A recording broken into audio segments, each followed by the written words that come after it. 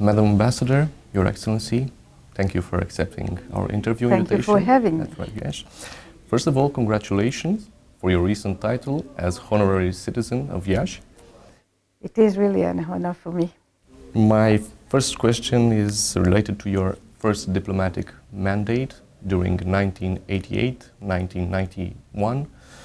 And what images reflect your memories about Iași back in those years? Well, first of all, being a diplomat in Romania at this period was really important because it was the only Soviet-attached country with whom Israel had relations. And there was a large Jewish community here in Romania, and it was important for them to know that there is an embassy of Israel. And I came to visit Iași at the time. It was during the period of Ceausescu, so it wasn't so easy to visit the places. And I was a little bit desperate to see that this place my mother-in-law and father-in-law had been talking so much about and had loved so much was in fact very close.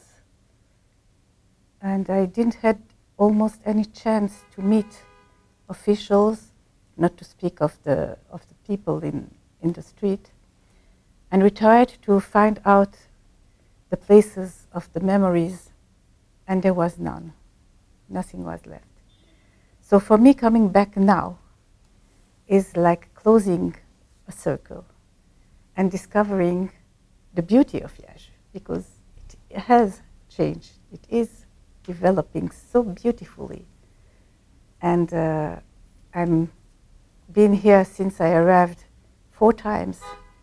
I had the occasion of visiting the city. And for me, it is really a pleasure. And I'm trying to have as much relations between Israel, the different ministries or university in Israel, with the authority in Iași. And there is a lot that can be done.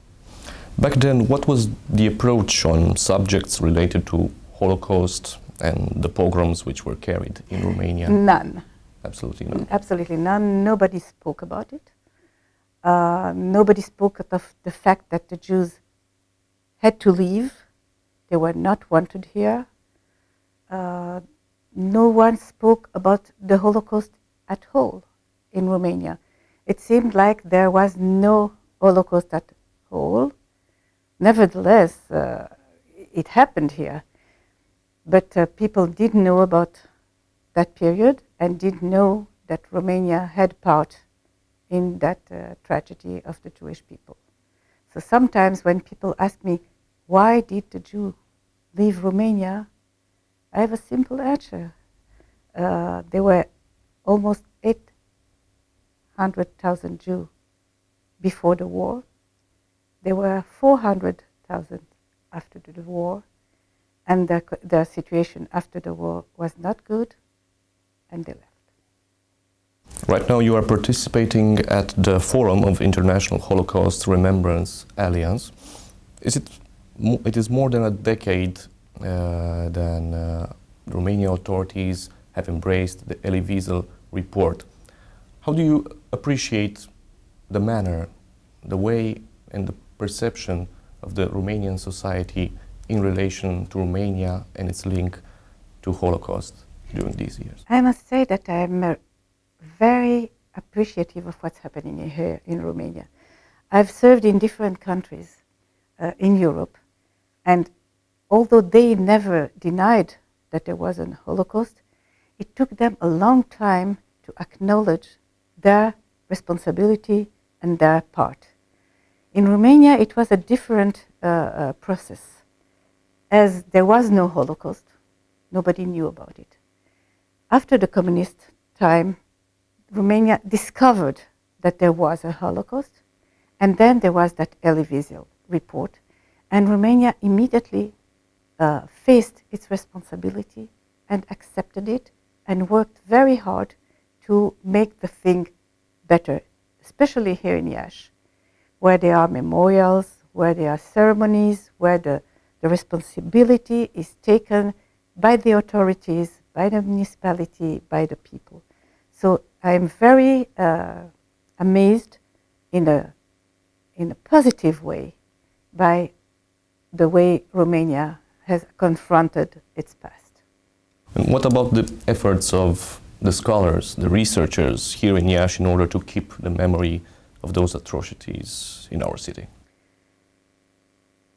Again, I've been here 4 times. 2 of them have been linked to the pogrom and what happened before, also in the time of Antonescu.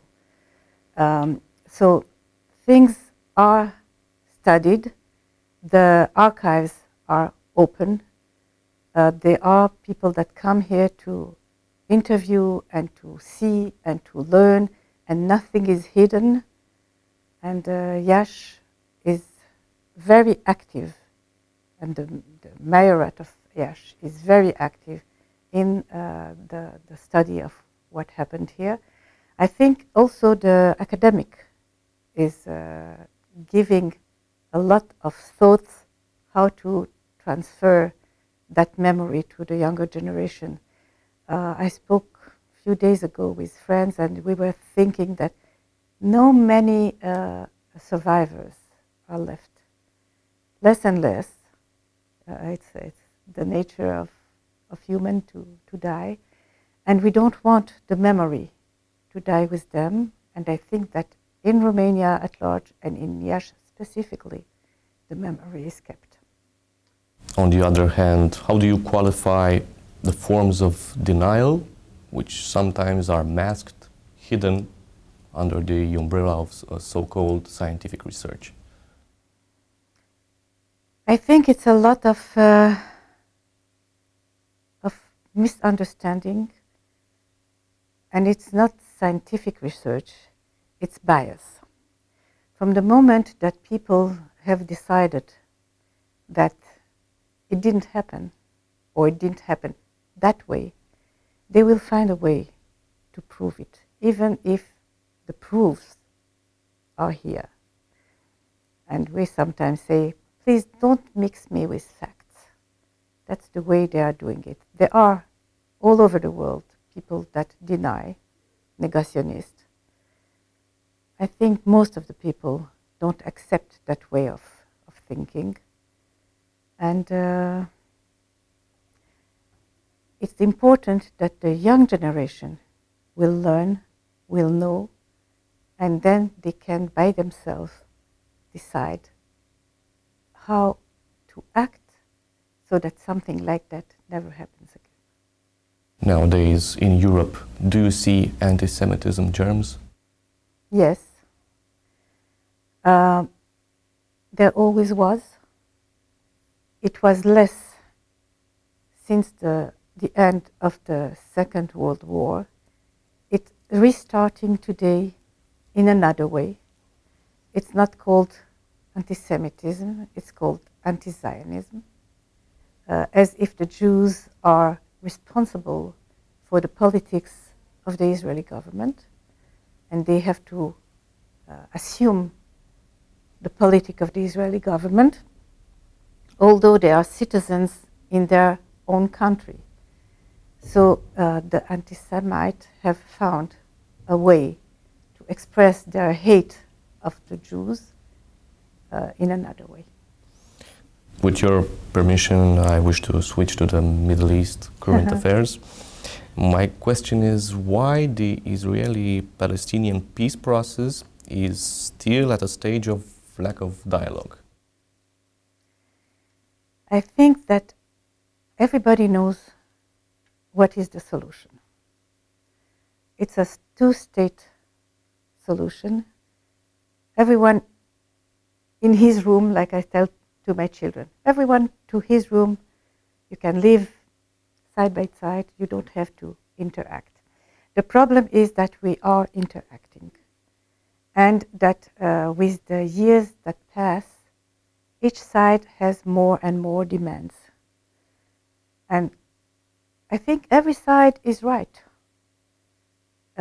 It's a land that have been promised to 2 people, and we have to find a way of living together. Now, today the Israelis are very disappointed by the Palestinian side because we have tried to go toward them. In 2005, that was 10 years ago, we left Gaza totally, and we left a large part of Samaria.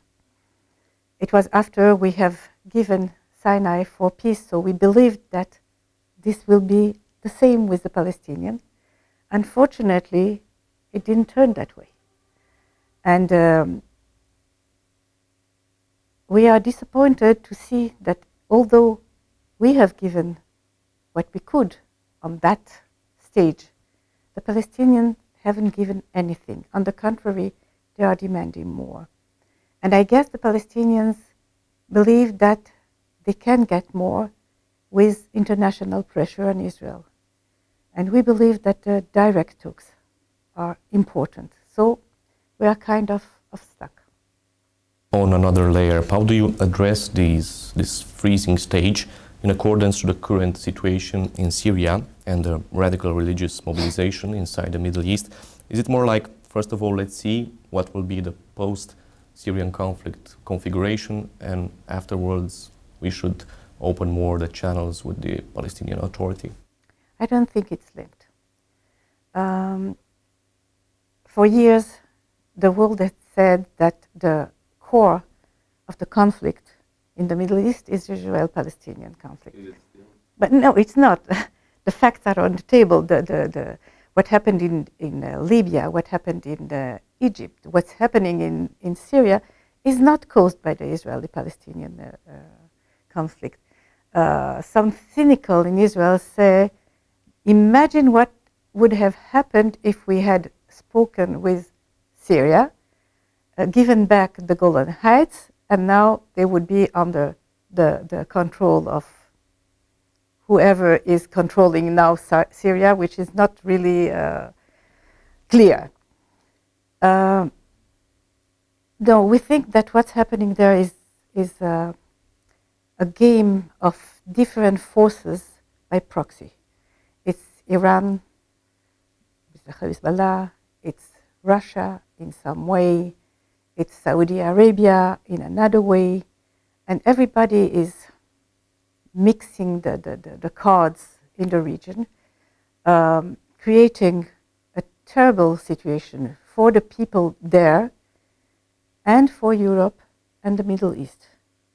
They are displacing the problems to the south, to Jordan and to Israel, and to the west, to Europe, creating tension between the Middle East and Europe. And we are trying not to take stand. We are trying not to interfere. We are accepting wounded people coming from Syria to be treated in Israel. And sometimes people ask us, why don't you accept refugees? We would if they had wanted to come to Israel. I don't think they want to come to Israel. So we have our own problematic with the Palestinians, and we don't want now to open another problematic in the north of Israel. How can the state of Israel resist as a Jewish state, taking into account the fact that inside and near its borders, the Muslim population is increasing? And it's not that it is increasing. It's huge. From Indonesia to Morocco, the whole region is Muslim. Is part of them are Arab and the other are Muslim. That's the way it is. We believe that Israel has the right in that region to offer to the Jewish people one state where the Jews can live as a Jewish state for themselves. For thousands of years, they didn't have a state. Unfortunately, it didn't work well when the Jews were in the diaspora all over the world. So now I think we have the right to ask the world and the Arab world to let us live in peace in that small part of land that we have. There is 20% of the Israeli population that is Arab. There is the Palestinians that are living in what is called the territories, Judea and Samaria. In a situation of peace, it's not a problem. It's only a problem when there is belligerence.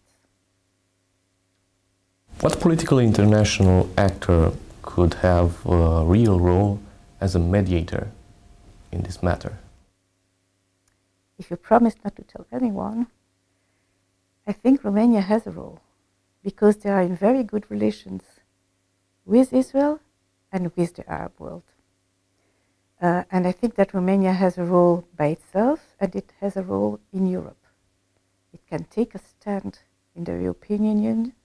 The European Union is important, and it could be a way to help both sides to settle. But don't repeat it. Well, what about the United States or even Russia? Yes, but they have other interests. I don't think that Romania has an interest. United States and Russia have interest in the region, their own interests. So they have dealt with it since the State of Israel was established. And they can help financially, they can help politically, but mediate, neither of them is really the right actor. In previous interviews, you have pointed out the sensible matters of the negotiations. What are the aspects where both the Israelis and the Palestinians have similar views? That for the next generation, we must find a way to get to a solution, that we can cooperate in all the fields of science and agriculture and education, develop the tourism in the region, accept the other, accept the presence of the other. That's a thing that we could agree on. There are, even in Jerusalem, the subject of Jerusalem, we can agree on. Some kind of extraordinary solution for an extraordinary city, but it can be done. It doesn't have to be a separation. It can be a cooperation. There is one point where we have a lot of difficulties, and it's the return of the 1948 Palestinians inside the border of the State of Israel. We have accepted a lot, and I think most of the people don't know that. We have accepted a lot of refugees returning to the State of Israel. But we don't see why we have to accept the second, the third, and the fourth generation. After the war, in 1948, there were about between 600,000 and 800,000 refugees. Today, there are more than 3 million. In a state of 8 million citizens, the State of Israel, accepting 3 million of refugees from the Arabs, from the Palestinians side, is suicidal. We think that they can find a place in Judea, Samaria, or in other Arab countries. They have more in common with them than with us. And we want, as I said earlier, a place where the Jews can feel at home. And my last question, on what kind of structure would the State of Israel agree upon in terms of a possible Palestinian state? A Palestinian state, taking its own responsibilities, having in mind the welfare of its state and not the destruction of Israel. The moment the Palestinians accept us, accept the fact that there is a Jewish state that is called Israel, we are there. Madam Ambassador, Your Excellency, thank you very much in the name of Radio Iași for accepting our dialogue. Thank you very much for you.